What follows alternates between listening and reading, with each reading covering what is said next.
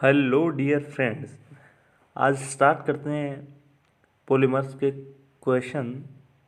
तो सबसे पहला जो क्वेश्चन है वो है कि जो दिया गया जो कंपाउंड है उसे आइडेंटिफाई करना है कि कौन सा पॉलीमर है। तो सबसे पहले हमें पता होना चाहिए कि होमोपॉलीमर्स होते क्या हैं। तो होमोपॉलीमर्स जो होते हैं उनमें जो मोनोमर यूनिट आपस में कंबाइन होती हैं वो सेम टाइप की मोनोमर यूनिट होती हैं, उसे बोलते हैं होमोपॉलीमर। तो देखते हैं ये जो कंपाउंड है इसमें सेम टाइप की मोनोमर यूनिट है। ये जो पॉलीमर है ये कौन सा पॉलीमर है? पॉलीस्टाइरीन। पॉलीस्टाइरीन जिसमें मोनोमर यूनिट क्या है? स्टाइरीन है। स्टाइरीन किसे बोलते हैं? स्टाइरीन जब बेंजीन वलय पर इथाइलीन ग्रुप जुड़ा हुआ हो तो उसे स्टाइरीन बोलते हैं।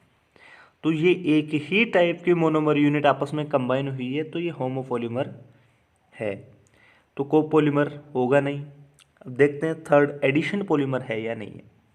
तो जब ये फॉर्मेशन होता है पॉलीमराइजेशन के थ्रू तो ये सिंपली मोनोमर यूनिट आपस में कंबाइन होती हैं, किसी भी प्रकार के कोई भी मॉलिक्यूल का एलिमिनेशन नहीं होता है। तो ये जो है ये एडिशन पॉलीमर भी है। तो करेक्ट जो आंसर होगा वो डी आंसर करेक्ट होगा। नेक्स्ट क्वेश्चन की बात करें तो नेक्स्ट क्वेश्चन जो है right the name of monomers of the following polymers. दिए गए जो पॉलीमर्स हैं उनके मोनोमर्स के नाम बताने हैं। तो सबसे पहले हमें पहचान होनी चाहिए कि दिए गए जो पॉलीमर्स है ये कौन से हैं। तो देखे गए नंबर ऑफ कार्बन 6 हैं, ये एक मोनोमर यूनिट है। दूसरी जो मोनोमर यूनिट है उसमें भी नंबर ऑफ कार्बन कितने हैं? 6 हैं। तो पॉलीमर कौन सा है ये? नाइलॉन 6,6।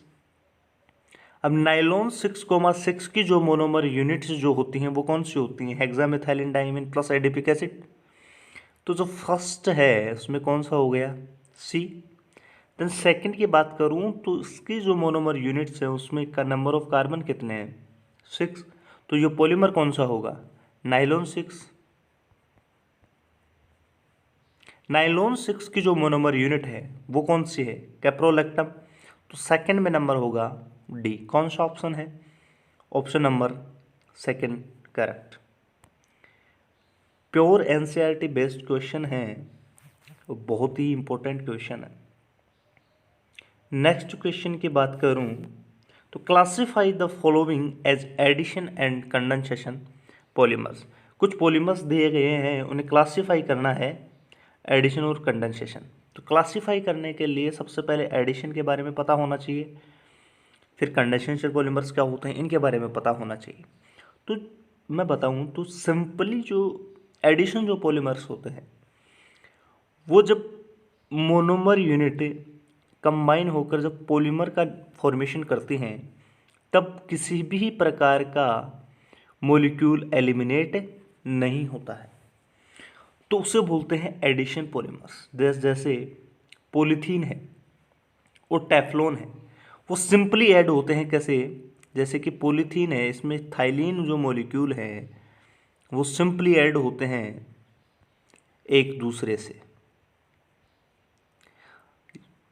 यहाँ से इलेक्ट्रॉन ये बॉन्ड ब्रेक हुआ और इस तरीके से यह बॉन्ड फॉर्मेशन हो जाता है। किसी भी प्रकार के कोई भी मॉलिक्यूल यहाँ से एलिमिनेट नहीं होता है। Same as it is Teflon भी इसी तरीके की मैकेनिज्म रिप्रेजेंट करता है।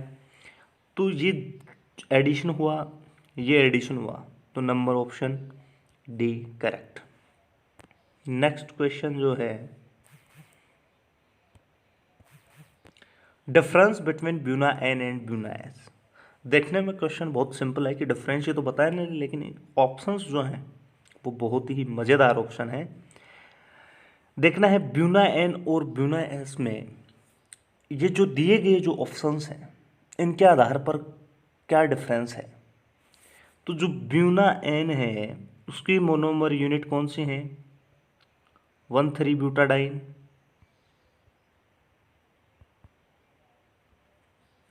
Plus acrylo nitrile. Buena S की बात करूं तो इसमें क्या है, 1,3 ब्यूटाडाइन प्लस स्टाइरिन। होमोपोलिमर्स क्या होते हैं, जब मोनोमर यूनिट जो होती हैं वो सेम होती हैं या डिफरेंट हैं तो ये होमोपोलिमर तो नहीं है। ब्यूना एस की भी बात करूं तो यहाँ भी डिफरेंट मोनोमर्स यूनिट कंबाइन हो रही हैं तो ये भी होमोपोलिमर्स नहीं है। तो उसके आधार पर हम ब्यूना एन और ब्यूना एस में कोई डिफरेंस नहीं बता सकते। दोनों ही कोपोलिमर हैं तो इसके आधार पर भी अपन यहाँ डिफरेंस नहीं बता सकते, और दोनों ही एडिशन पॉलीमर्स हैं तो इसके आधार पर भी हम इनमें डिफरेंस नहीं बता सकते। फोर्थ जो ऑप्शन है डिफरेंट मोनोमर यूनिट, बिल्कुल इसके आधार पर अपन कह सकते हैं कि जो ब्यूना एन है वो ब्यूना एस से डिफरेंट है, क्योंकि एक ब्यूना एन जो है उसमें monomer unit 1,3 butadiene plus acrylonitrile use हो रही है। जो सेकंड ब्यूना एस जो है उसमें 1,3 butadiene plus styrene monomer unit use हो रही हैं। नेक्स्ट क्वेश्चन है arrange the following polymers in increasing order of their molecular force.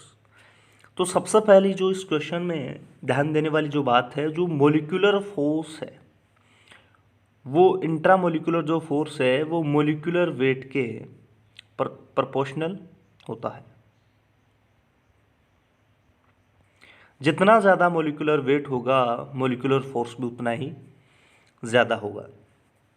तो देखते हैं किसका मोलिकुलर वेट ज़्यादा है। तो नाइलॉन 6,6 की जो मोनोमर यूनिट है hexamethyl diamine plus edaphic acid, उनका मोनोमर यूनिट, उन मोनोमर्स का मोलिकुलर वेट देखेंगे।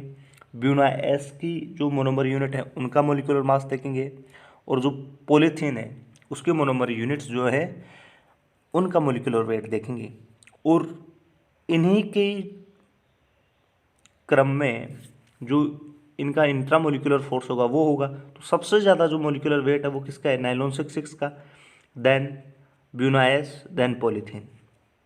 तो कौन सा ऑप्शन है ऐसा, ऑप्शन नंबर 3 करेक्ट हो गया।